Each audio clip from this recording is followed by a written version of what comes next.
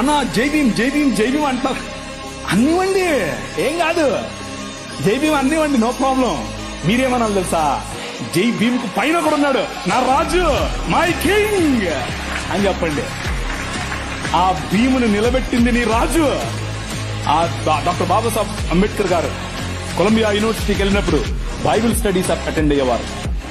Ruth పుస్తకానికి ఆయన వ్యాఖ్యానం రాశారు. He was a practising Christian. ఆయన ప్రాక్టీసింగ్ క్రిస్టియన్ అండి బాబు.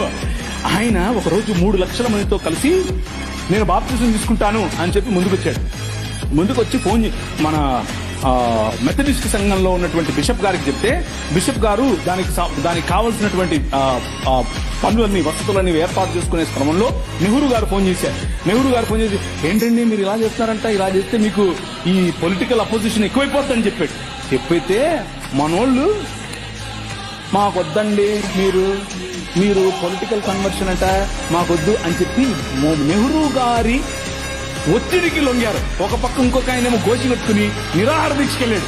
ఏమని, నువ్వు వెళ్తే ఏ మతానికైనా వెళ్ళు కానీ క్రైస్తవానికి వెళ్ళొద్దని. ఆయన నువ్వు వస్తే నాకేంటి, నేను యేసు ప్రభువుని అనుసరిస్తా అని చెప్పాడు. ఎవరు? డాక్టర్ బాబాసాహెబ్ భీమ్రావ్ అంబేద్కర్. ఇది నేను కొత్తగా చెప్పేది కాదు, ఇది హిస్టరీ.